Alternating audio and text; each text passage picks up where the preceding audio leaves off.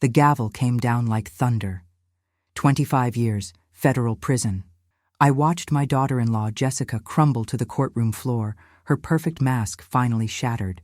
But as the bailiff led her away in shackles, all I could think about was my grandson Oliver's tiny voice 3 years ago. "Where did Grandma go, Daddy?" That question haunted me for 1,095 days. But what the judge revealed in that courtroom, what we discovered about the woman my son married, it wasn't just about stolen jewelry. It was about a monster who had destroyed 23 families before ours. And I was supposed to be victim number 24. My name is Margaret Thompson. I'm 67 years old, and until 6 months ago, my own son believed I was a thief. For 3 years, I was banned from seeing my only grandchild. For 3 years, I lived with a reputation so destroyed that neighbors crossed the street to avoid me.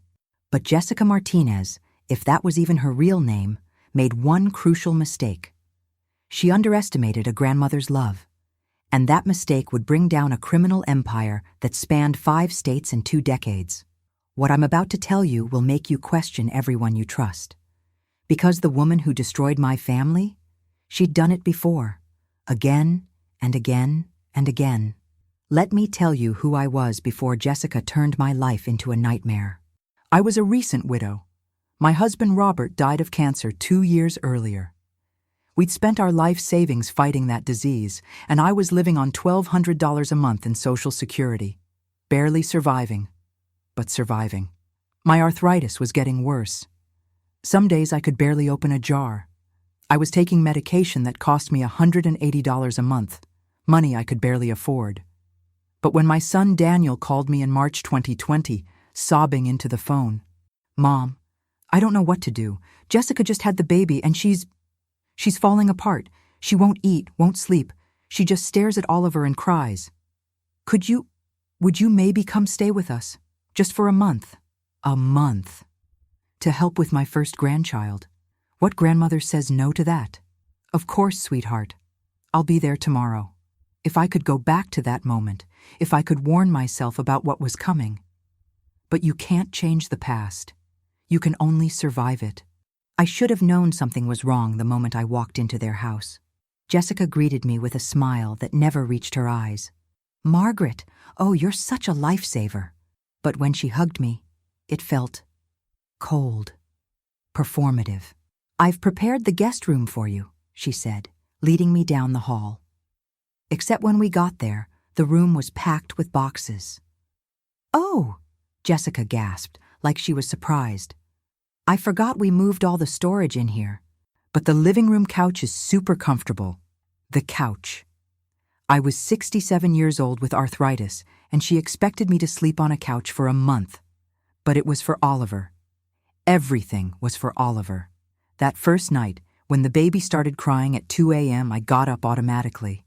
Grandma instincts, you know? But when I went to check on Jessica, I found her in the kitchen, scrolling through her phone with earbuds in. "Jessica," I whispered. "The baby's crying." She looked up, annoyed. "Oh, I didn't hear him. I'm such a heavy sleeper." But I could see the baby monitor right there on the counter, volume turned all the way up. She had heard him. She just didn't care. The second night was the same. And the third.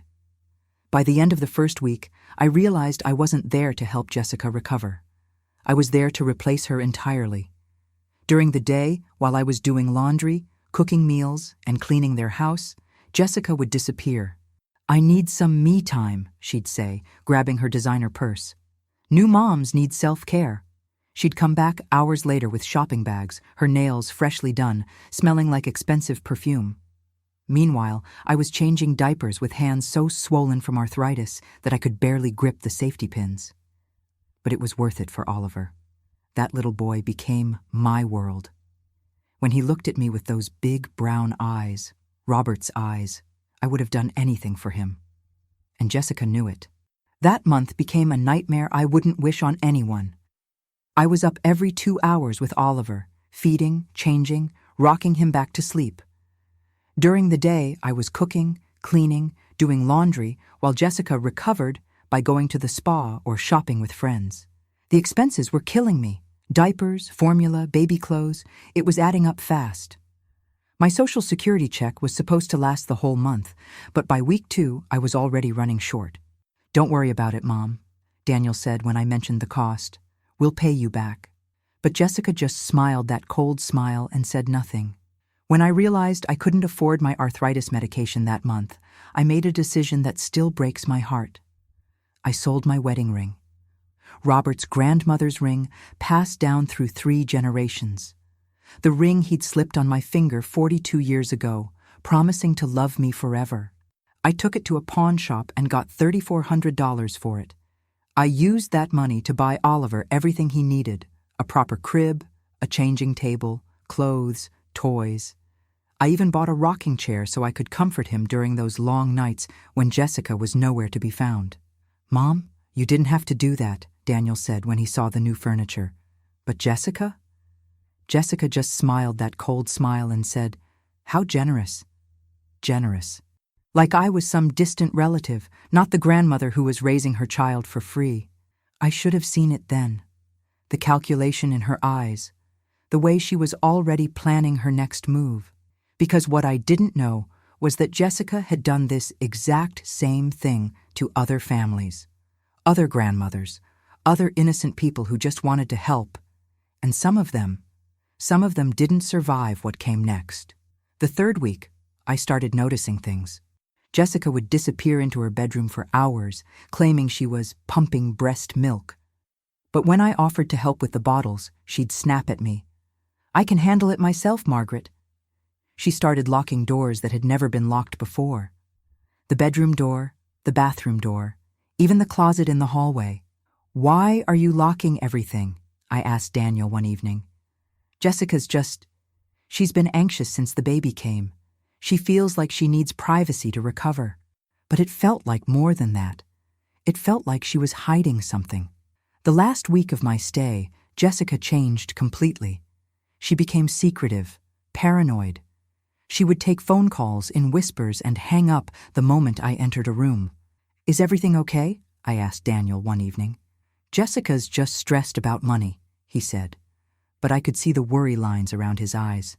"She's been talking about some expensive jewelry that belonged to her grandmother. She's thinking about selling it." Jewelry!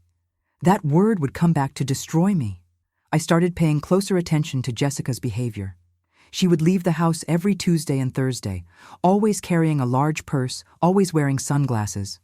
She'd be gone for hours, and when she came back, she'd go straight to her locked bedroom. "Where does Jessica go?" I asked Daniel. "Doctor's appointments," he said. "Postnatal checkups." But something didn't feel right. What kind of doctor's appointment required a purse that big? On my last day, March 30th, 2020, I was packing my things when Jessica burst into the living room. Her face was pale, her hands shaking as she clutched a small jewelry box. "Margaret," she said, her voice trembling with what I thought was emotion. "I need to ask you something, and I pray there's a simple explanation." The way she said it, like she was already grieving, like something terrible had already happened. "Some of my jewelry is missing," she continued. "My grandmother's diamond necklace, my engagement ring from my first marriage, and my pearl earrings. They were in this box yesterday, and now they're gone." I felt the blood drain from my face. "Jessica, what are you saying?" "I'm saying they're missing, Margaret, and you're the only person who's been in our bedroom." "I've never been in your bedroom," I said quickly. "I've been sleeping on the couch, remember?" But Jessica's eyes had gone cold. "They're worth $23,700, Margaret. This isn't some misunderstanding." $23,000. The number hit me like a physical blow. That was almost 2 years of my entire income. "Jessica, I swear to you, I have never touched your jewelry. I would never steal from my family." "Then where is it?" she demanded, and now there were tears in her eyes. Perfect, glistening tears. That's when Daniel walked in. "What's going on? I could hear you from the nursery." "Your mother stole my jewelry," Jessica said, and the way she said it, like it was already proven, like the trial was over and I'd been convicted. "Mom?" Daniel's voice was small, confused, heartbroken. Could that be true? The fact that he even had to ask shattered something inside me that has never fully healed. Daniel, look at me, I said, reaching for his hands. You've known me your entire life. Have I ever lied to you? Have I ever stolen anything from anyone? But Jessica was already sobbing. I trusted her, she cried. I let her into our home, around our baby, and she violated that trust. Mom, just tell me the truth, Daniel said, and I could see him breaking apart. Did you take Jessica's jewelry? No, I said firmly. I absolutely did not. Jessica pulled out her phone. I'm calling the police. Jessica, wait, Daniel said. Maybe we should what? She snapped. Your mother stole from us, Daniel, from your wife, from your son's mother. There's nothing to discuss. I watched my son's face change. I watched 34 years of love and trust crumble in real time. I watched him choose. Mom, he said quietly, not meeting my eyes. I think you should leave. 5 words that destroyed my world. I think you should leave. Not let's figure this out or there must be an explanation. Just leave. I packed my things in silence while Jessica called 911. As I walked to my car, I could hear Oliver crying inside the house. I wanted to go back, to hold him one last time, but Jessica had already locked the door. I drove home through tears, and it wasn't until I was sitting in my empty apartment that the full weight of what had happened crashed over me. My son thought I was a thief.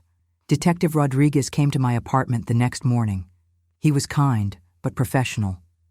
Mrs. Thompson, we need to discuss the complaint filed against you by Jessica Martinez. I told him everything. About the month of caregiving, about selling my wedding ring, about the accusation. I showed him the pawn shop receipt for my ring. You sold your wedding ring to buy baby furniture, he asked. Yes, for my grandson. He studied the receipt for a long moment. Mrs. Thompson, in my experience, people who steal don't usually sacrifice their most precious possessions for the same family they're supposedly robbing. Then you believe me? I believe you. But belief and proof are 2 different things. Without evidence, without witnesses, this becomes your word against hers. He had more bad news. Mrs. Thompson, Jessica Martinez has filed a formal complaint. We have to investigate. What does that mean? It means this goes on your record. Even if we don't find evidence to charge you, the complaint stays there. And in a small town like this, he didn't need to finish. I knew what he meant. Everyone would know. Everyone would whisper. The grandmother who stole from her own family. The investigation took 2 weeks. 2 weeks of police officers coming to my apartment, searching through my belongings, questioning my neighbors. 2 weeks of humiliation. They found nothing, of course, because there was nothing to find. But the damage was done. Word spread through our small town like wildfire. The grocery store clerk who used to chat with me about her grandchildren suddenly couldn't make eye contact. My neighbor, Mrs. Patterson, no relation to the Phoenix family I'd later discover, stopped waving when she saw me. At church, people whispered behind their hands. I could feel their eyes on me during service, hear the hushed conversations that stopped when I walked by. Can you believe it? Her own family. I always thought she seemed too good to be true. Poor Daniel. How embarrassing for him.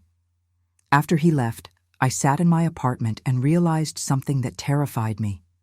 Even if the police believed me, even if they dropped the case, my life was over. My reputation was destroyed. My relationship with my son and grandson was finished. That's when I made a decision that would change everything. I was going to prove my innocence, no matter what it cost me. I started with the jewelry itself. If Jessica's pieces were really worth $23,000, there would be records. Insurance policies, appraisals, purchase receipts. I called every jewelry store in a 50-mile radius. Nothing. No record of Jessica Martinez purchasing expensive jewelry. I tried insurance companies. Nothing. No policies covering expensive jewelry in Jessica's name. I even called the local newspaper to see if there had been any wedding announcements mentioning expensive jewelry. Nothing. Then I tried pawn shops, and that's when I got my first break. Yeah, I remember her, said Tony at Golden State Pawn. Pretty Hispanic girl, came in about 2 weeks ago with some nice pieces. Diamond necklace, pearl earrings, engagement ring. Paid her about $8,000 for the lot. My heart stopped. 2 weeks ago? Yeah, maybe 10 days.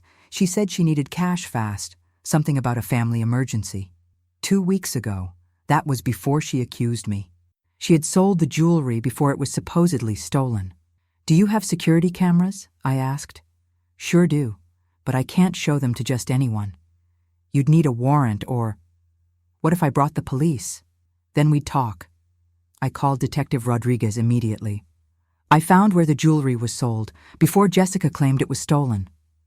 But when we got to the pawn shop, Tony had devastating news.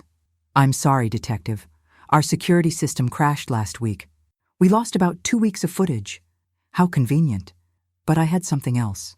Tony, you said she mentioned a family emergency. Do you remember anything else? Actually, yeah. She said something weird. Said her husband didn't know about the jewelry, and she needed to get rid of it before he found out. Detective Rodriguez and I exchanged glances. Her husband didn't know she had $23,000 in jewelry? He asked. That's what she said. Look, I don't ask too many questions in this business, but that struck me as odd. It struck me as odd too, because if Daniel didn't know about the jewelry, how could I have stolen it from their bedroom? As we walked back to our cars, Detective Rodriguez said something that sent chills down my spine. Mrs. Thompson, I've been doing this job for 20 years, and I've learned to trust my instincts. My instincts say you're telling the truth. Thank you. But my instincts also say there's something very wrong with Jessica Martinez, and if I'm right about that, you might not be her first victim. Detective Rodriguez was right. Jessica Martinez wasn't just a thief. She was a predator with a hunting pattern. And I was about to discover that her hunting ground was families exactly like mine. I started with a simple Google search. Jessica Martinez jewelry theft. Nothing. But then I remembered something.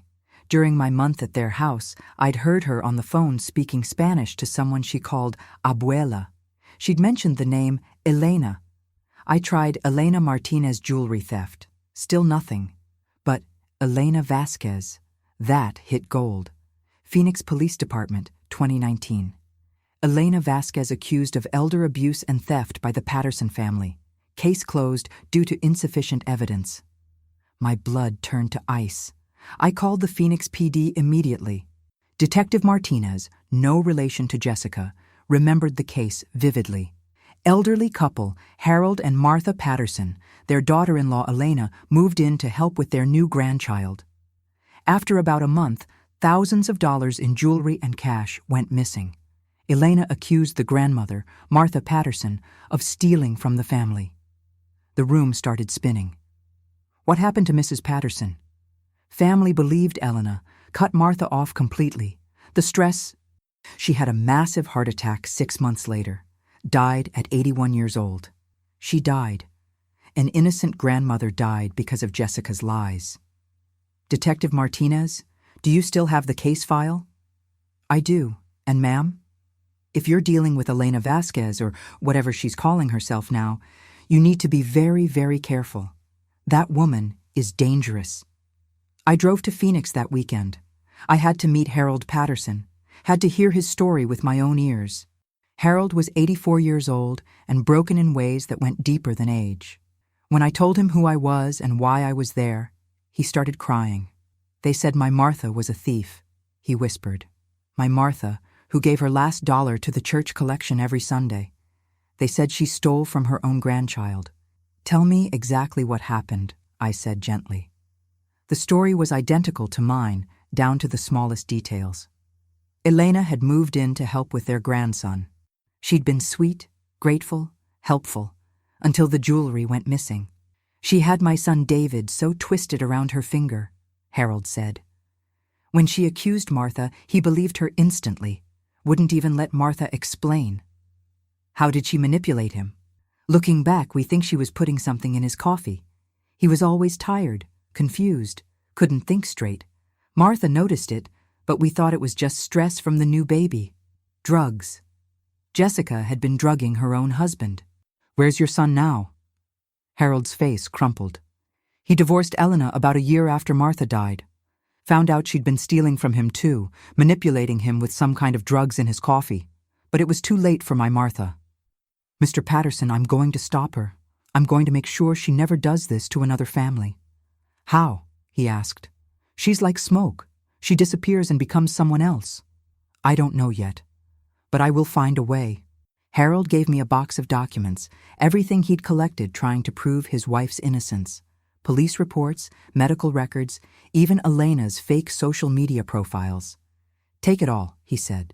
Maybe you can do what I couldn't. Phoenix led me to Denver. Denver led me to Austin. Austin led me to Miami. 4 cities, 4 families, 4 elderly grandmothers accused of theft by the same woman using different names. Elena Vasquez, Sarah Chen, Maria Rodriguez, Jessica Martinez. But always the same pattern. Move in to help with a grandchild. Gain the family's trust. Steal jewelry and cash. Accuse the grandmother. Watch the family destroy itself. Disappear. In Denver, I met Susan Williams, whose mother-in-law had committed suicide after being accused. She left a note, Susan told me through tears. Said she couldn't live with her own son, thinking she was a thief. The funeral was the worst day of my life because I knew Mom was innocent. But my husband, he still believed Sarah's lies. What happened to Sarah? Disappeared 3 months after Mom died, took about $50,000 from our bank account and vanished. That's when my husband finally realized what had happened. But it was too late. In Austin, I met the Rodriguez family. They'd lost their house fighting legal bills, trying to prove the grandmother's innocence. Abuela Rosa was the kindest woman you'd ever meet, Maria Rodriguez told me. She raised 8 children, worked 2 jobs her whole life, never took a penny that wasn't hers. When Maria, that's what Elena called herself with us, accused her of stealing, it destroyed our family. What happened to your grandmother? She moved in with my aunt in Mexico. Died 2 years later, still heartbroken that her own family had turned against her. We tried to make it right, but the damage was done. In Miami, I met James Chen, whose mother had died of a stroke brought on by the stress of being cut off from her family. Mom was 79 years old, James told me. She'd been looking forward to being a grandmother for years. When Sarah accused her of stealing, my wife believed it instantly. Cut Mom off completely. The stress of losing her family. It killed her. 4 families destroyed. 3 grandmothers dead. 1 family bankrupted. Hundreds of thousands of dollars stolen. And Jessica was still out there, still hunting. It was James Chen in Miami who gave me the break I needed. He'd hired a private investigator after his mother's death. We found out her real name, he told me over coffee. Elena Vasquez Santos. She's originally from Colombia, came here on a student visa that expired 12 years ago. So she's here illegally? Completely undocumented, but that's not the worst part. He slid a folder across the table. She's wanted by the FBI. My hands shook as I opened the file. Wire fraud, identity theft, elder abuse, conspiracy to commit mail fraud. The FBI had been tracking her for 3 years. Why hasn't she been arrested?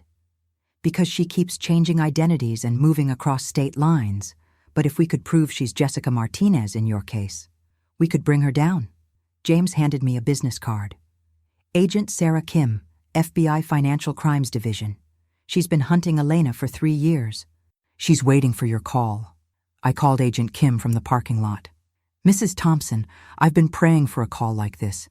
Elena Vasquez is one of our most wanted fugitives. If you can help us prove she's Jessica Martinez, we can end this nightmare. What do you need from me? Evidence. Photos, documents, anything that proves Jessica Martinez and Elena Vasquez are the same person. And Mrs. Thompson, we need to move fast. Our intelligence suggests she's planning to leave the country soon. Leave the country. With my grandson. Agent Kim, I'll get you everything you need. Be careful. Elena is extremely dangerous when she feels cornered. If she realizes you're investigating her, what would she do? Based on her pattern? She'd run. Or she'd try to eliminate the threat. Eliminate the threat. Me. I spent the next 8 months building a case that would make the FBI proud. I documented everything. timelines, victims, financial records, social media posts. I became a detective, an investigator, a woman obsessed with justice. But I needed the smoking gun, proof that Jessica Martinez was Elena Vasquez. That's when I remembered something from my month at Daniel's house. Jessica had received a package from Colombia. She'd been excited, said it was photos from her abuela's funeral. She'd shown me a picture, an elderly woman with Jessica's distinctive eyes and smile. I called James Chen. I need you to look through your investigator's files for any mention of Elena's grandmother in Colombia. 3 hours later, he called back. Carmen Vasquez Santos, Bogota, Colombia, died in 2018. I'm sending you her obituary photo right now. When the email arrived, I nearly collapsed. It was the same photo Jessica had shown me. Carmen Vasquez Santos was Elena's grandmother. Jessica Martinez was Elena Vasquez. I had her, but I needed more. I needed current proof that she was still using the Jessica Martinez identity. That's when I did something that could have gotten me killed. I drove to Daniel's neighborhood and waited. For 2 weeks, I sat in my car across from Daniel's house, watching, learning Jessica's patterns. She left every Tuesday at 2 p.m. for what looked like a standing appointment. She always carried a large purse and wore sunglasses. On the third Tuesday, I followed her. She drove to a check-cashing place in a rough part of town. I watched through the window as she handed over what looked like jewelry and walked out with a thick envelope of cash. I waited until she left, then went inside. "Excuse me," I said to the clerk. "The woman who was just here, does she come in regularly?" "Jessica. Yeah, every couple weeks. Always has nice jewelry to sell. Says her husband doesn't know about her grandmother's collection." "Jessica Martinez?" "That's her. Nice lady, but always seems nervous, like she's in a hurry." I had it.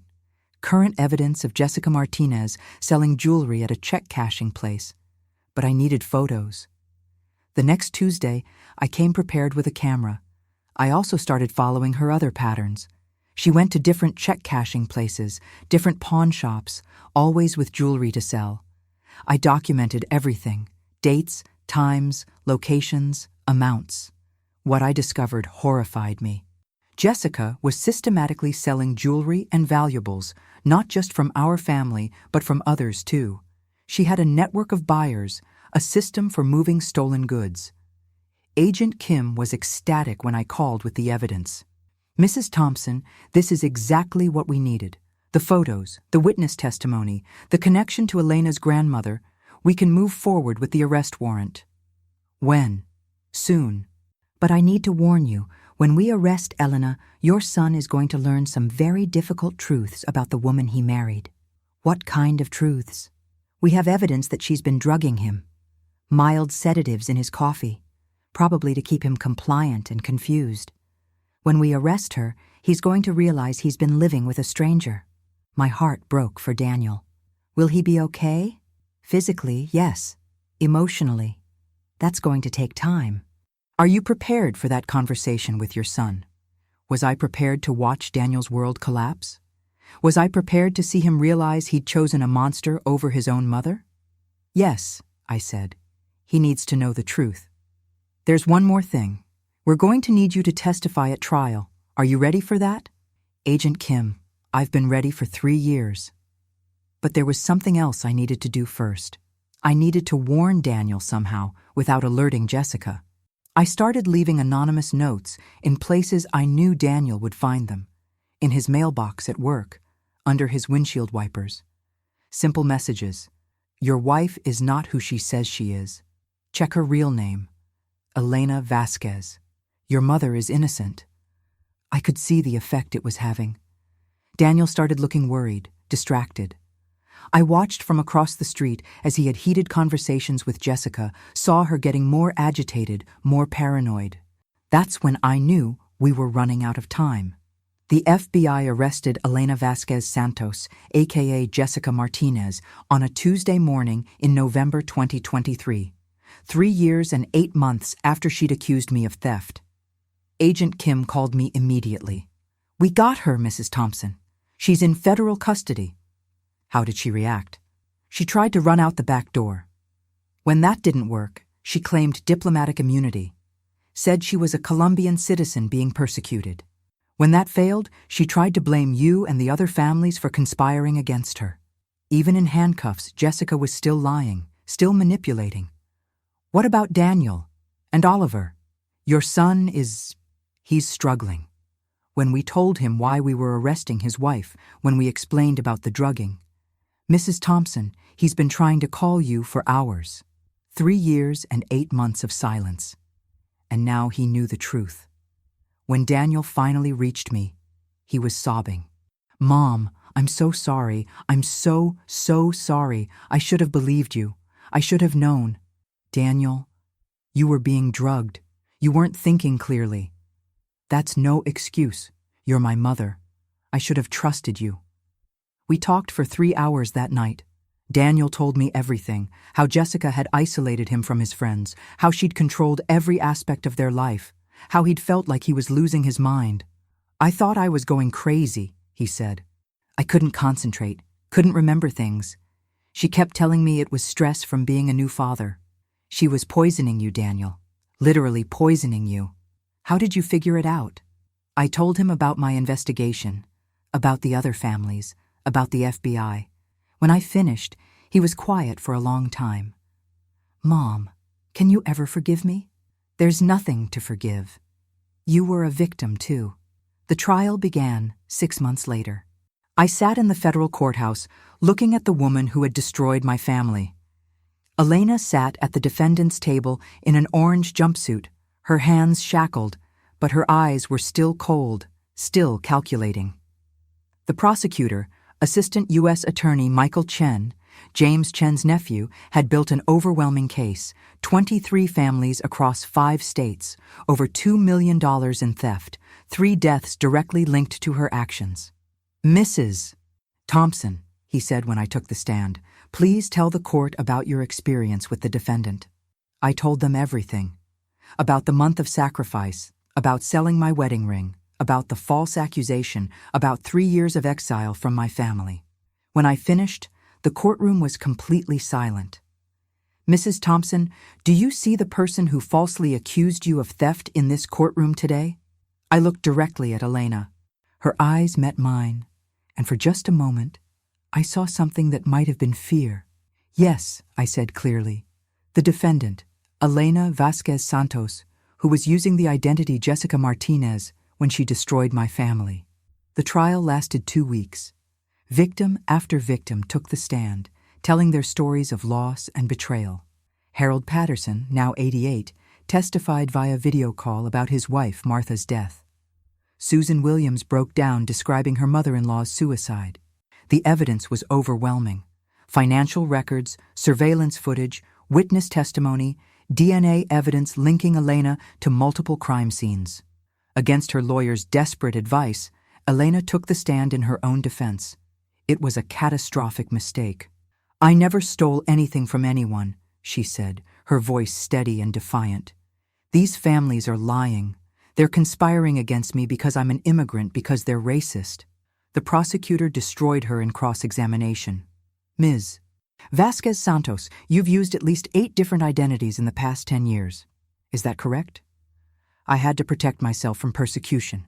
You sold jewelry belonging to the Thompson family to Golden State Pawn on March 15, 2020, 2 weeks before you accused Mrs. Thompson of theft. Is that correct? That was my jewelry. Your jewelry that you then claimed was stolen by Mrs. Thompson?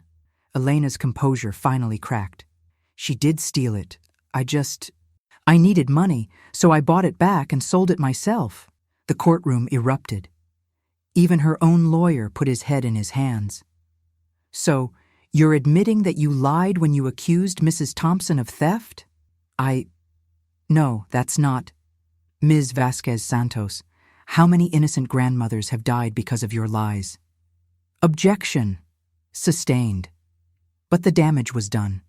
Elena had confessed in open court to lying about me. The jury deliberated for 90 minutes. On all counts of wire fraud, identity theft, and elder abuse, we find the defendant guilty. 25 years in federal prison. No possibility of parole for 15 years.